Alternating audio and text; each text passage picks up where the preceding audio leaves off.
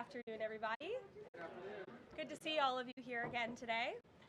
On Friday morning, President Trump will travel across the country to Anchorage, Alaska, for a bilateral meeting with Russian President Vladimir Putin. The brutal war between Russia and Ukraine broke out under Joe Biden's incompetent leadership, but President Trump is determined to try and end this war and stop the killing. As the president has said over and over again, his strong preference will always be for peace and partnership whenever those outcomes can possibly be achieved. There is no leader in the world right now who has been more committed to preventing wars or ending them than President Donald Trump. Just look at what took place here at the White House last Friday, when President Trump hosted the Azerbaijani president and Armenian prime minister and got the two leaders to sign a historic joint declaration for peace, ending a decades-long conflict that disrupted the region and claimed countless lives. In other news, we continue to see positive economic reports across the board. Today's CPI report revealed that inflation beat market expectations once again, and inflation remains stable. Overall, inflation has run at a 1.9 average annual pace in President Trump's first 6 months in office. Prices for everyday goods continue to decline. Energy prices fell in July, including gasoline, which is down nearly 10% over last year, and propane, which is down 2.5% over last year as well. Egg prices fell once again in July and are down 20% since President Trump took office. Shelter inflation, the largest contributor to overall inflation, is at its lowest level since October of 2021. Wage growth for American workers is beating inflation once again. As inflation declines, this administration continues to be wholeheartedly committed to putting more money back into the American people's pockets. American real wages are up 1.3% over last year and have increased each month since President Trump took office. And small business optimism, according to this morning's report, has also reached a 5-month high. Ignore the panicans and trust in President Trump. That is our motto here at the White House. The America First economic agenda is working. On another matter, yesterday, President Trump took bold action to finally restore law and order right here in our nation's capital. The president declared a crime emergency in the District of Columbia, federalized the D.C. Police Department, and mobilized the D.C. National Guard to end violent crime in our nation's capital. As part of the president's massive law enforcement surge, last night, approximately 850 officers and agents were surged across the city. They made a total of 23 arrests, including multiple other contacts. Last night, these arrests consisted of homicide, firearms offenses, possession with intent to distribute narcotics, fare evasion, lewd acts, stalking, possession of a high-capacity magazine, fleeing to elude in a vehicle, no permits, driving under the influence, reckless driving, and a bench warrant.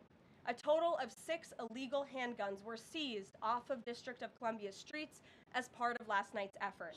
This is only the beginning.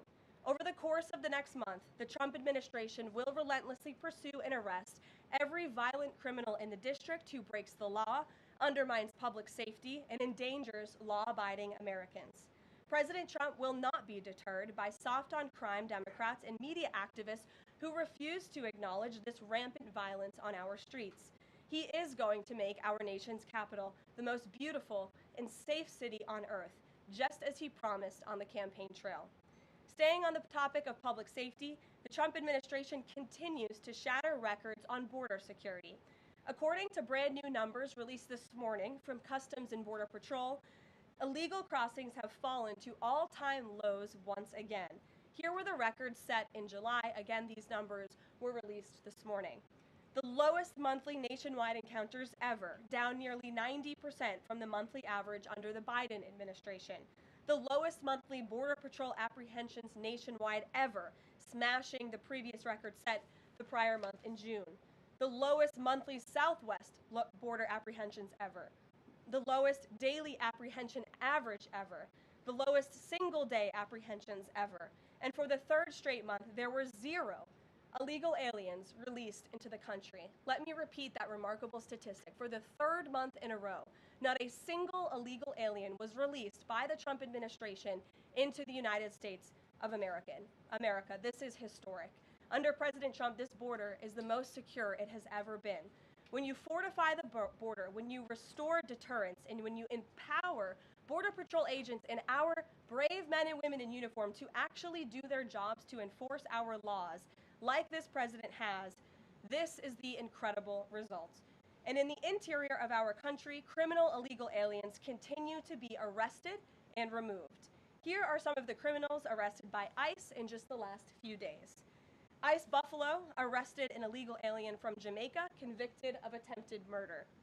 ICE Buffalo also arrested an illegal alien from Ecuador convicted of leaving the scene of an accident resulting in death.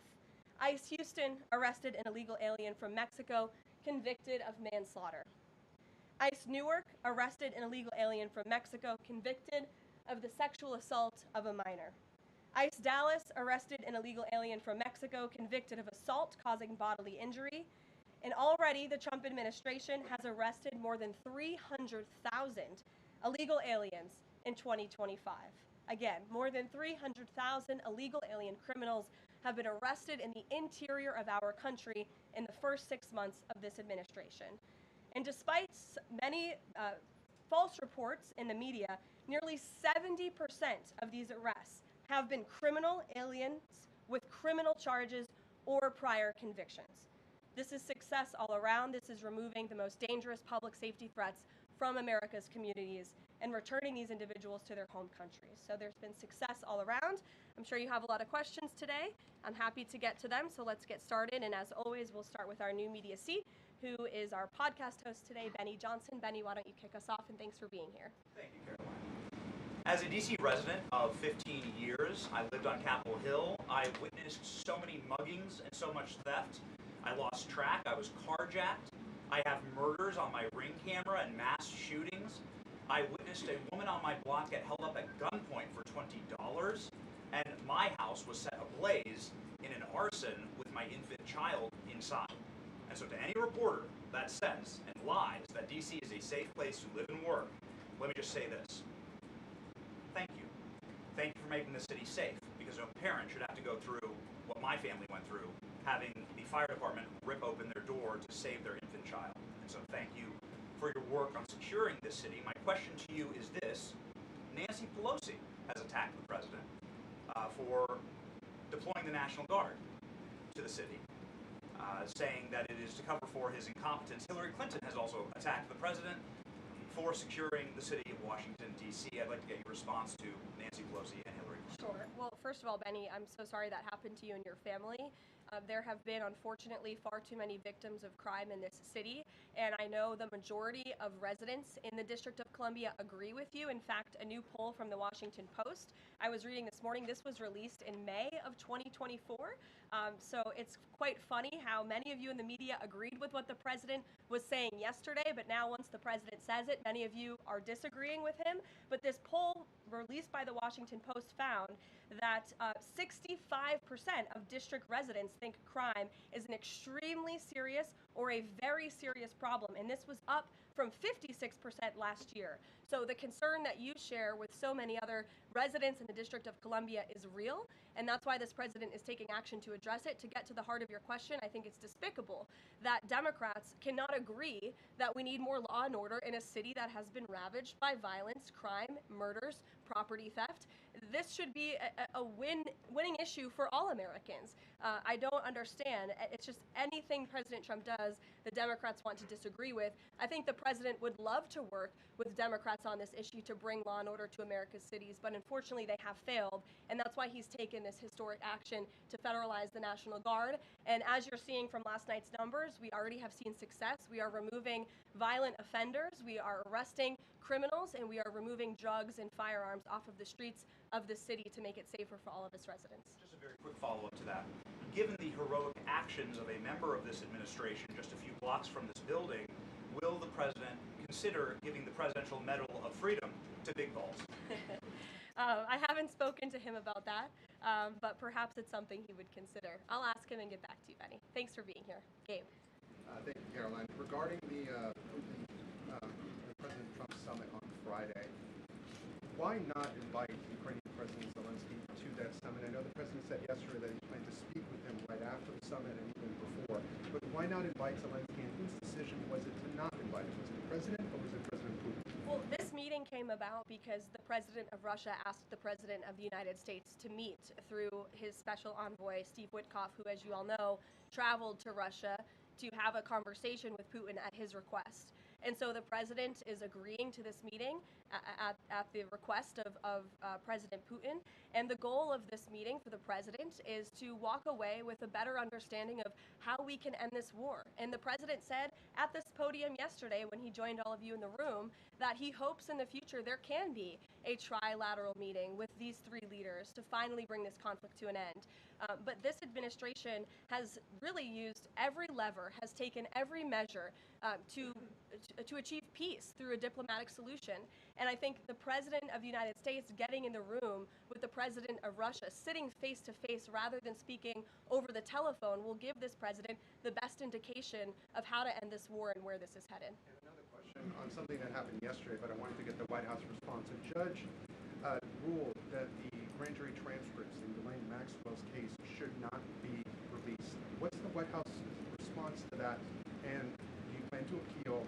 And what do you tell President Trump's supporters who want that information released? We think that decision is unfortunate. Of course, we moved to unseal that information because the president has said he wants to see credible evidence released. As for the appeal process, I would defer you to the Department of Justice for that.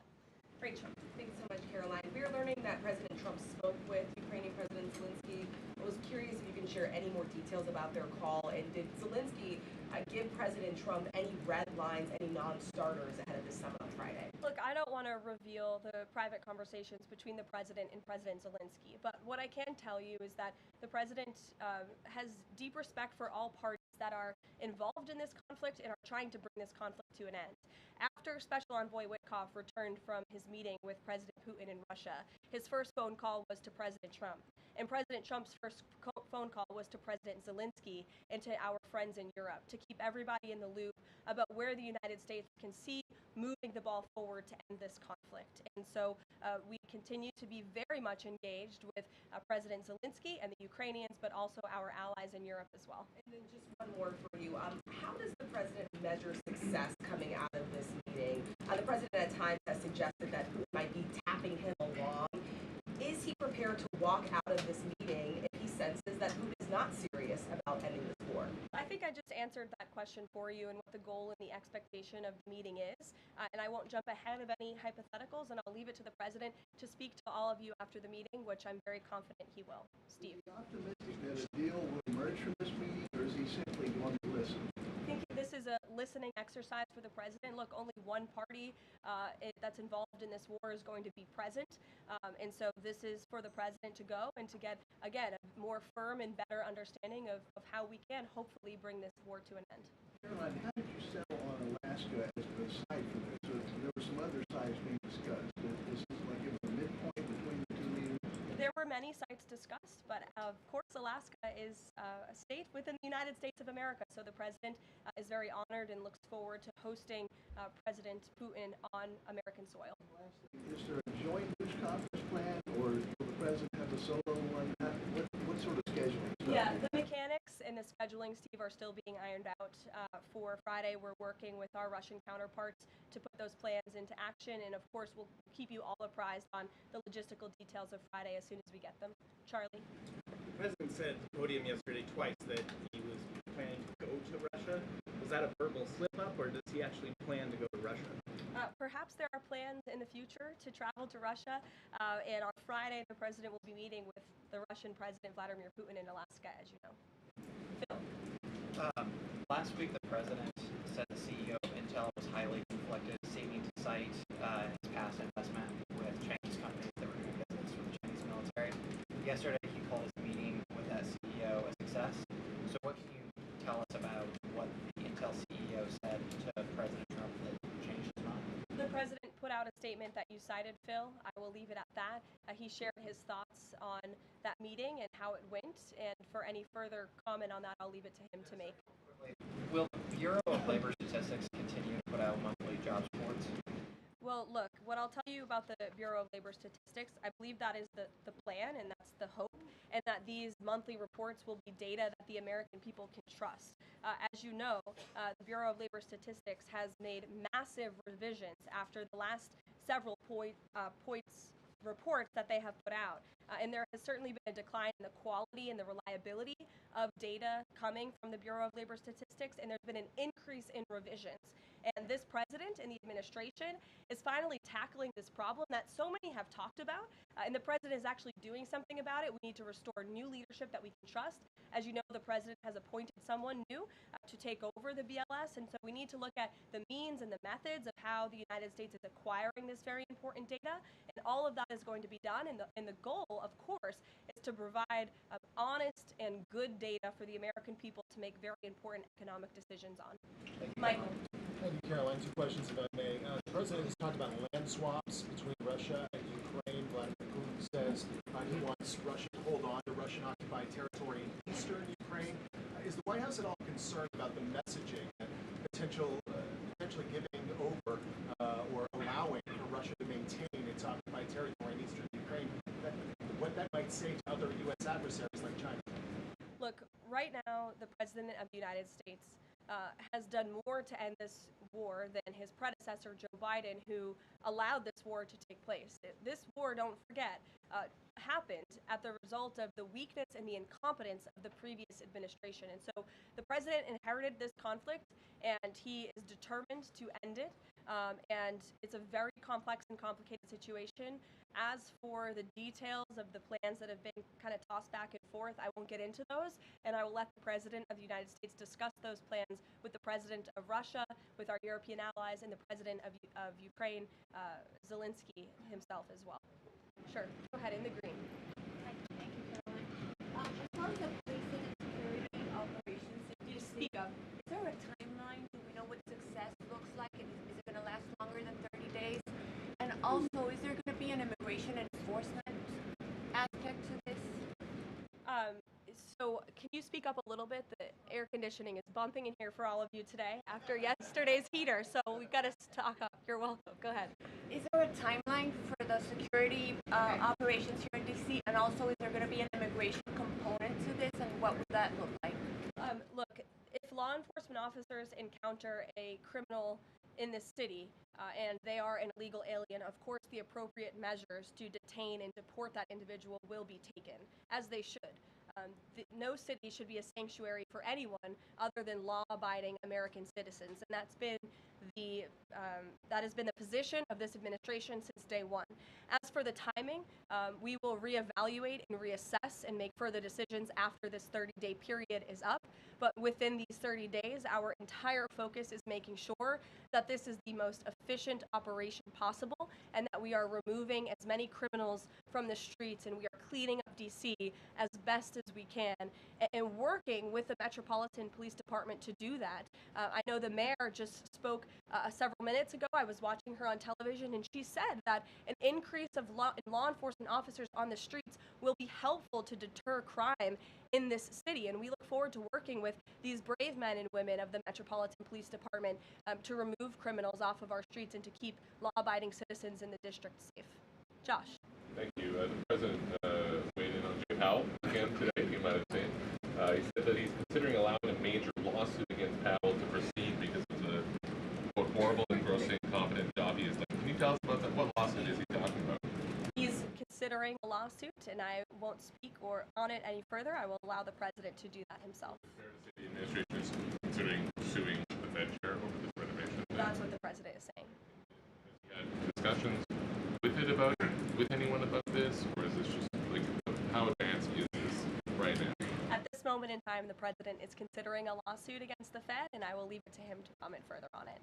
Tamara. We talked about yesterday. We talked about the NVIDIA chips deal the President has struck in as well. AMD, the 15% stake that will go to the government. Do you have any detail on how that came about?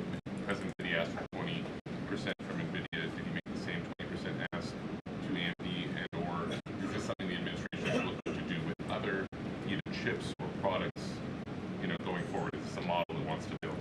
Well, look, right Right now, it stands with these two companies. Perhaps it could expand in the future to other companies. I think it's a creative idea and solution.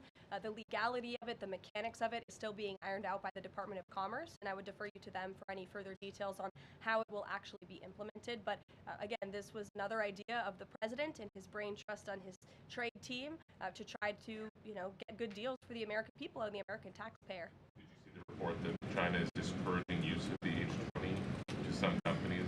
Since we're reporting that overnight there was private guidance sent to companies not banning the chip but urging them to steer away from it. I wonder if you have any response to that. I haven't read the report. I will, and we'll get you a comment on it. Tamara. Thank you. Last week, the meeting with Putin was sort of described potentially as an opportunity for a deal. Now it's a feeling out. Has there been a shift in expectations within the White House or an effort to temper expectations about what success looks like for this meeting? No, I mean, look, I think both can be true, right? The president has always said he wants a peace deal. He wants to see this war come to an end. But this bilateral meeting is a bilateral meeting between one party in this two-party war, right? You need both countries to agree to a deal. The president is accepting this bilateral meeting with Putin on Friday, and I will let him speak further to it after it concludes about, how he felt it went. Also, completely unrelated topic, regarding the president's efforts in Washington, D.C., do you have any specifics about how homeless people will be dealt with, where they would be moved to? What does this look like? I do, yes, and it's an important question, so thank you for raising it. The Metropolitan Police Department, with the support of the new federal agencies who have been surging on the streets of the District of Columbia, are going to enforce the laws that are already on the books here in Washington, D.C. For far too long, these laws have been completely ignored, and the homelessness problem has ravaged the city. So D.C. Code 22-1307 and D.C. Municipal Regulation 24-100 give the Metropolitan Police Department the authority to take action when it comes to homeless encampments. So homeless individuals will be given the option to leave their encampment, to be taken to a homeless shelter, to be offered addiction or mental health services, and if they refuse, they will be susceptible to fines or to jail time. Again, these are pre-existing laws that are already on the books. They have not been enforced, which is part of the reason for this federalizing of the National Guard to bring in this assistance for law enforcement. While we are targeting criminals and trying to remove criminals off of the streets, we also want to make DC safe and beautiful, and that involves removing mentally disturbed individuals and homeless encampments as well. So we will be using these regulations and code that already exists to clean up our streets, and we've already had great success. Not many of you picked up on this, but the United States Park Police has actually done remarkable work in terms of removing homeless encampments from the city. Since the president signed this executive order in March, 70 homeless encampments have been removed by the U.S. Park Police. There are only 2 homeless encampments remaining in D.C. federal parks under the National Park Service's jurisdiction, and the removal of those 2 remaining camps is scheduled for this week. So the U.S. Park Police will be leading this effort alongside MPD. Very quickly, he had talked in one of his social media posts about moving them very far outside of the city. Is that off? No, it's not off. We're exploring how we could do that. But again, homeless shelters, offered addiction and mental health services, or jail if they refuse are the options on the table right now. And we'll continue to explore that option. Sure. Thank you so much, Karoline. President Zelensky said moments ago that he thinks Russia is preparing for a new offensive on at least 3 different areas of the front line. Is this something that you could confirm based on U.S. intelligence? And if the president sees that Putin is indeed planning major new offensive or moving troops, would he call off the meeting on Friday? I'm not in a position to confirm or deny or comment on that intel at this time. Monica. Thanks, Karoline. My question involves Russiagate. A whistleblower alleges that then Congressman Adam Schiff approved leaking classified information to smear President Trump's image during the Russiagate scandal. Does the president plan to investigate Adam Schiff, and what would accountability look like if more information confirms this report? The president has already said he wants to see Adam Schiff held accountable for the countless lies he told the American people in relation to the Russiagate scandal. I brought Tulsi Gabbard out to this podium to talk to you about all of that, and this administration is taking accountability very seriously. As for this new FBI whistleblower report, I understand Kash Patel last night declassified a 302 FBI document showing that a whistleblower who is a Democrat, a career intelligence officer who worked for Democrats on the House Intel Committee for more than a decade, repeatedly warned the FBI in 2017 that then Rep. Adam Schiff had approved leaking classified information to smear then President Donald Trump over the Russiagate scandal. This is obviously a bombshell whistleblower report. Hopefully more people in this room will cover it as such. And I have a quote from the FBI director for all of you. He has said this: "For years, certain officials used their positions to selectively leak classified information to shape political narratives. It was all done with one purpose: to weaponize intelligence and law enforcement for political gain. Those abuses eroded public trust in our institutions. The FBI will now lead the charge with our partners at DOJ, and Congress will have the chance to uncover how political power may have been weaponized and to restore accountability." That's what the administration is focused on, and hopefully we'll see some more media reports on this whistleblower allegation. If this were reversed, if this were allegations against the president or any of these cabinet officials, I'm sure everyone in this room would cover it as such. Elizabeth, go ahead. Thanks, Caroline. After yesterday's action to federalize the D.C. police, is the president still interested in working with Congress to end the Home Rule Act, something he's talked about in the past? Senator Mike Lee has a bill on it. Is that something he's still interested in? The president is very much still interested in working with Congress to address many of the issues that have plagued Washington, D.C., such as the cashless bail policy, which has been a complete disaster for the city. Juvenile delinquency is another major problem in the city that Congress can address. So I know Congress is on recess right now. When they get back to work to Washington, this president looks forward to having these conversations with our friends on Capitol Hill so we can work with them to make D.C. safe and beautiful again. And again, we encourage Democrats to join us in this effort. Perhaps their approval ratings would move up a little bit if they did. I saw a new poll today. Democrat approval rating is at an all-time low, 32%. If they could just stand by the basic notion of law and order, perhaps they would see that tick up a bit, and we welcome them to do that. Dasha. Thanks, Caroline. President Trump yesterday at this podium indicated this, so has NATO Secretary General Mark Rutte, that in order for peace to happen, it is very likely that Ukraine will have to cede some land to Russia. Zelensky has repeatedly said, no land for peace, that's not going to happen.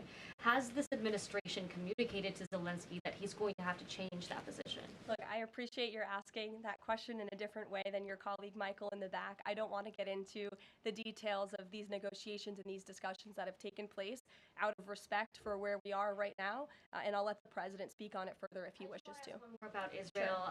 I know the president has had a call with Prime Minister Netanyahu recently.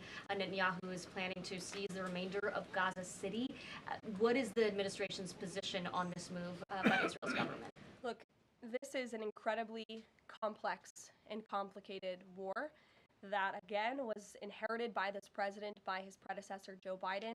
October 7th was one of the worst days in history. We saw innocent people slaughtered, murdered, kidnapped by Hamas terrorists. This administration has taken extensive time and effort and resources since Inauguration Day in January to end this conflict. We have given many flexible arrangements backed by Israel to Hamas, and unfortunately, Hamas has never agreed. Looking ahead, I will let the president speak on where he sees this going, but this is, of course, an incredibly complex and complicated situation. The administration has made our goal clear. We want to see this conflict end. We want to see the hostages released. And we've tried, the president and his national security team have given extensive effort and time to doing that. With how Israel has used those resources and the assistance that you've provided? Look, I'll let the president speak on the further actions that Israel may or may not be taking. Alexander, good to see you. Good to see you as well, Caroline. Thank you. The Kremlin is expressing interest that Friday's meeting will move beyond just terms to end the war into improving bilateral relations. There's talk over how they're interested in potentially restoring direct flights between Russia and the United States Is President Trump open to those kind of peripheral conversations, or is this directly focused on ending the war in Ukraine? I think this conversation on Friday is focused on ending the war in Ukraine as far as the president's perspective goes. Those conversations, I think the president is interested in having, but his main priority right now is ending this war and to stop the killing that has gone on for far too long. You're welcome. In the back, go ahead. Yeah, two questions on the economy. So first, we've had small businesses tell us that it's not foreign exporters who are eating the tariffs, it's them. And they've held off on raising prices, but soon they're going to have to raise prices. What is the White House's message to them? The White House's message to our small business owners across the country is you have never had a better ally or friend or supporter in this White House than President Donald Trump, who is a businessman himself, who understands your concerns and who wants to restore wealth back to our country through the powerful use of tariffs. And that's what he's focused on doing, while simultaneously driving down costs. You have to remember, we are 6 months into this administration, and we had a president who had no business experience, had no idea what he was doing, and who funneled billions of wasteful spending dollars into our economy, which created the worst inflation crisis in a generation. Now this president is focused on tackling inflation, deregulating, cutting costs, cutting red tape to make it easier for small business owners to thrive. And again, the economic indicators show that we are moving in the right direction. In January, when this president showed up to the White House, the 6-month annualized core inflation rate was 3.7%. Today, 6 months later, the 6-month annualized core inflation rate is 2.4%. So we are trending in the right direction. Moving forward, since President Trump took office, for another 6 months, inflation will be tracking at 1.9% at this trajectory. You look at grocery prices, they fell, energy prices fell, fuel oil fell, ship fares fell, propane fell, butter, margarine, eggs, non-prescription drugs. You go through the list of items that are falling. And then I would also point to that report this morning showing that small business optimism has reached a 5-month high. So look, we inherited an economic mess from the previous administration, but this administration is focused on fixing it every day. And part of that is signing the largest tax cuts into law to put more money back into the pockets of these small business owners. Just on the BLS, they collect the inflation data, obviously. If the jobs data is not reliable, should Americans trust the inflation data? Well, look, the jobs data has had massive revisions. We want to ensure that all of the data, the inflation data, the jobs data, any data point that is coming out of the BLS is trustworthy and is accurate, which is why the president has restored new leadership at the BLS. Sure, go ahead. Yeah. Okay. Hi. Thank you. Gavin Newsom has said that California is going to sue in response to the government's demand for $1 billion from UCLA over the DOJ's anti-Semitism findings. Newsom has called this extortion and ransom, so I'm wondering what the White House's response is to Newsom on UCLA. Bring it on, Gavin. This administration is well within its legal right to do this, and we want to ensure that our colleges and our universities are respecting the First Amendment rights and the religious liberties of students on their campuses, and UCLA has failed to do that. And I have a whole list of examples that I will forward to Gavin Newsom's press office if he hasn't seen them himself. Brett. Thanks, Caroline. What was the reason that President Trump chose to move on from Billy Long as IRS commissioner? Look, I think the president wants to see Billy Long as the ambassador to Iceland. As you know, that is where he will be headed. And the president loves Billy Long, and he thinks that he can serve the administration well in this position. For now, Secretary Scott Besson will be the acting IRS commissioner. Timeline for announcing a new pick? Go ahead. Thank you. Oh, Ed, go ahead, but wait, then in the back. Yes. Go in the back first. Okay, sure. Thanks, Caroline. Ladies first. One foreign policy and then one domestic question, if I may. There are roughly 30,000 children from Ukraine who have reportedly been abducted and are kind of dispersed around Russia. They've been showing up on these websites for adoption. Is their return a red line for the president in any deal ending the war? The administration is aware of these reports. I don't want to set red lines for the president on his behalf from this podium. However, the president did encourage Ukraine and Russia to speak directly to one another in terms of these humanitarian issues. And we have seen progress. You have seen prisoners of war swapped between these two countries as a result of these direct talks, as well as children, and that remains a concern, but it's one that Russia and Ukraine need to iron out together, which is why this president has encouraged them to speak. And then if I can, sure. The DC action real quick. The president said yesterday that this is a model federalizing the National Guard that could be used to combat really high rates of crime in other cities like Chicago, LA, Baltimore. What sort of authority would he have to deploy forces like that, absent the Home Rule Act? Look, the president is speaking about what he'd like to see take place in other cities around the country. Right now, this administration is focused on making D.C. safe and beautiful again. When the time comes, we'll talk about that. But I will note that the president wants to see all of our nation's cities be safe. But I think starting with our nation's capital is a great place to begin, and it should serve as a model for the rest of the country. Ed. Just to button up a few of the D.C. things, because a lot of them have been asked, but in talking with Congress about potential changes to home rule and whatever else, would he also push the House to finally pass D.C.'s budget so that it has access to all that money that it does need for policing, for schools, and for other services here in the city? Yes, and as you know, he has done that. He put out a statement calling on the House to take up the Senate's legislation, and he stands by that position. Let me take you back to something from last month. You guys announced the president was diagnosed with chronic venous insufficiency after his legs were seen swelling. How's he being treated for that? And while you were upfront about those health issues, curious if the White House would be willing to let us speak with his physician directly about those health issues. I know there were a lot of concerns about the last White House not making the physician available. Would the physician be available in this case?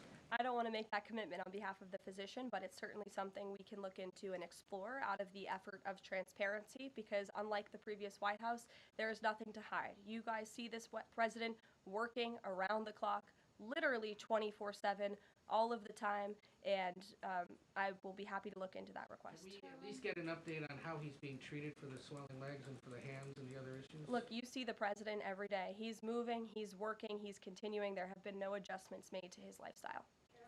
Thanks, Karoline. I have two questions, one on D.C., but on the Putin meeting on Friday, does the president plan to meet with Putin one-on-one?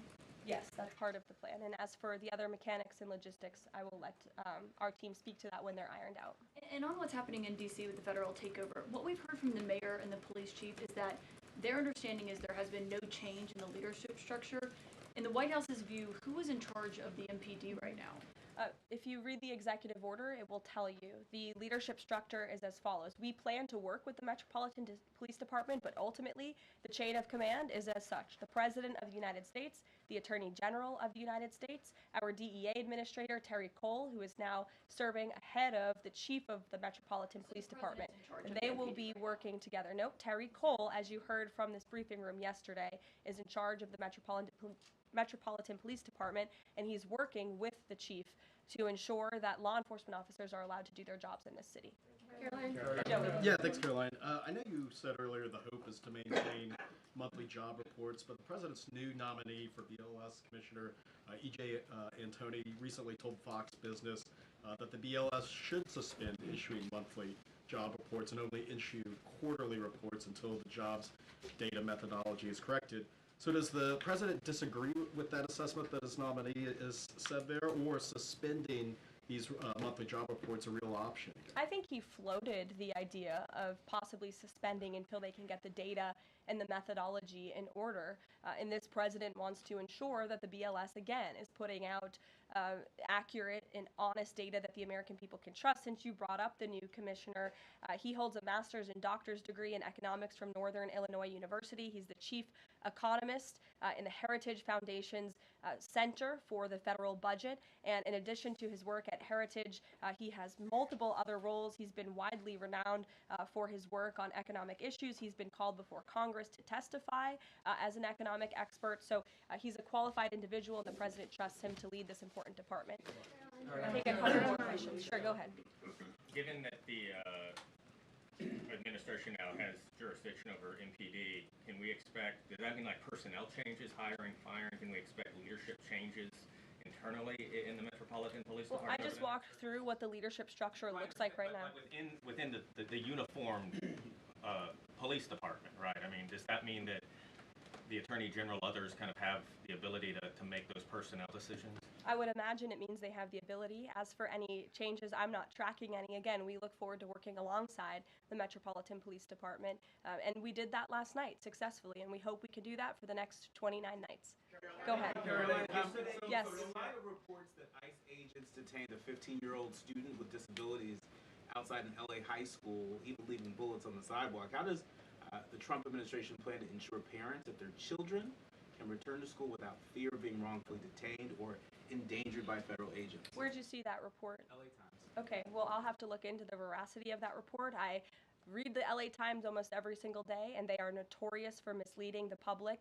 I'm sure there's more to that story than the way that you just characterized it. This administration wants to ensure that all school children across the country in every city, from Los Angeles to DC, can go to school safely. And that's part of this administration's effort to federalize the National Guard in Washington, to ensure that ICE is removing child predators. I just read you a list of a handful, just a handful, of the hundreds of thousands of child predators that this administration is removing off of the streets of Los Angeles and every other community across this country, because we want to ensure this is a country where American school children can be safe, where they can prosper, and where they are not threatened by violent criminals, whether they are illegal or whether they are American citizen homegrown criminals, as this president calls them. So I will gladly go check on that report, and I'll get you the facts. Thank you, everyone. Caroline. Thank you.